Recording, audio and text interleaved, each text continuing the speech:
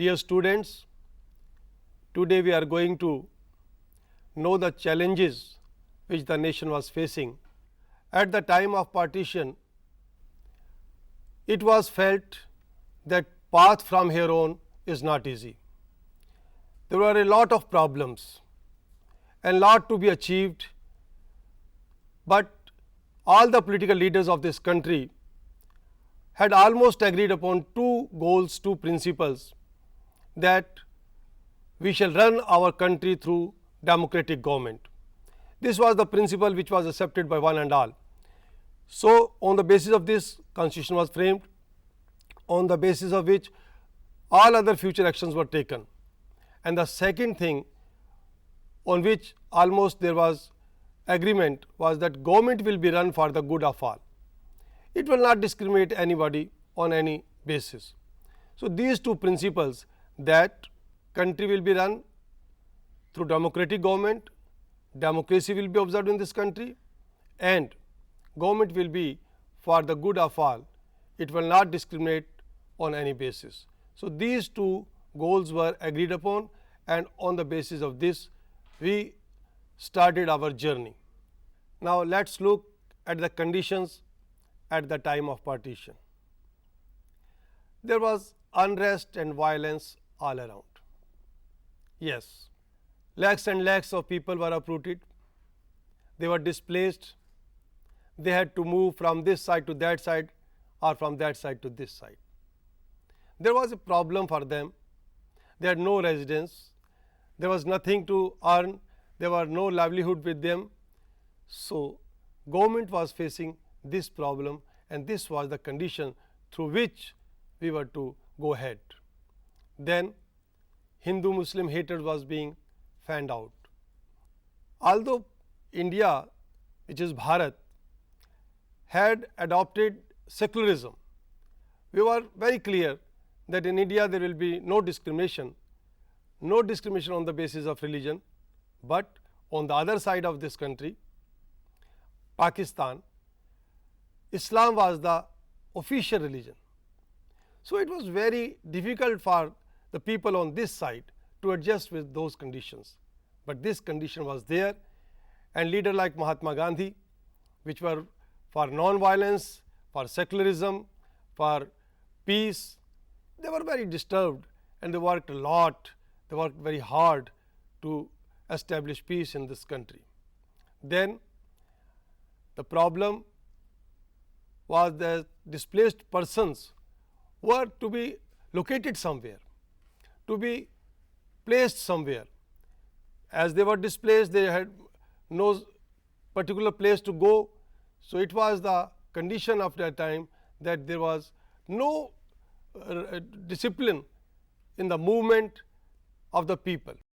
Lakhs and lakhs of people were displaced, they were coming from this side to that side, and there was no proper destination for them to go, no guidelines, and there was a chaos all around. And again, partition was associated not only with division of financial assets, but even employees were to be divided, railway was to be divided, and under these conditions India got freedom. At that time the problems were a lot and the path ahead was very difficult, but India chose the path of democracy, whereas many other countries of that time had adopted and had said that we can't adopt democracy at the cost of unity. But in India there was diversity, many religions, many castes, many different areas, different cultural, but we decided to choose the difficult path, but path of democracy. Now comes, what were the challenges? Naturally, all these problems are the challenges. First challenge before the government of that time was rehabilitation of the migrated and displaced people. We had to give them accommodation, how to provide them food, how to make them easy. This was the great challenge before the government of that time. And the second challenge, to shape a nation that was united. This is very important to note, that we were going to shape a nation where unity should be reflected in the diversity. India, as I told you earlier, is a very big country where different religions are there, different type of geographical areas are there, different cultures are there, different traditions are there, different colors are there, but the constitution framers as well as the leaders of that time were determined to shape the nation which was united, which should reflect unity in the diversity, and we did that very successfully. And the third challenge at that time was, and still we are working on that challenge, to establish democracy and to expand democracy. As I told you earlier, the democracy was a difficult path at that time, because in a democracy there is scope for discussions, there is scope for rethinking, there is scope for to correct the mistakes made by self. But democracy was risky because each and everyone, if given freedom to express the opinion, may cause problem for the governance. But all these assumptions proved to be false. India established democracy, whereas the neighboring countries failed bitterly, but our democracy has flourished, and that challenge has been met very successfully in India. At that time, to establish democracy was a challenge, but how we established it? In 1950, when the constitution was implemented, on 26th of January, election commission was also established. Sukumar Sen was the first election commissioner, and it was decided that elections should be held as soon as possible. But you know, at that time there were 17 crore voters, and it was very difficult to enroll them in the voter lists.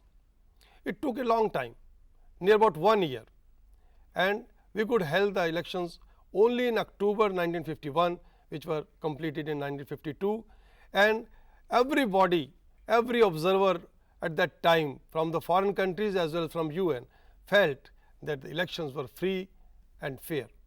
So that was the step to establish democracy in this country, and after that till today regular elections are being held, and changeover of the governments, changeover of the rulers is done through ballots and not by bullet, as you have seen in many other countries in our neighborhood. And the last challenge that was at that time was the development, to put this country on the path of development and well-being of the whole society. This has been done very successfully through Planning Commission. Pandit Jawaharlal Nehru, the PM of that time, was chairman of the first Planning Commission, and he had a vision. He started 5-year planning programs and was inspired by the programs in USSR. So there was little bit discussion at that time what should be given importance, industry or agriculture. But it was decided later that agriculture should be given priority in the first 5-year plan, and then industry and so on, and now you can see what we have achieved. So the challenges before the nation at the time of partition, rehabilitation, it is over now. To shape a nation that was united, yes, we are united, India is one, although we have different cultures, different colors, different religions, but when the call comes, we are one as Indians. And to establish democracy, nobody can say that India practices democracy in a better way, than many others. And to ensure development, yes, now we are a developed country, we can compete with developed countries. Although we are still called developing country, but now we are in a position to compete with the developed countries.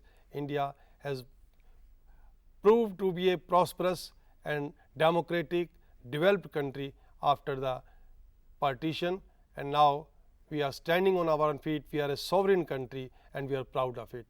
Now we can recapitulate the challenges before our nation. What were the challenges? Rehabilitation, it is over now. It's story of the past. Everybody is rehabilitated.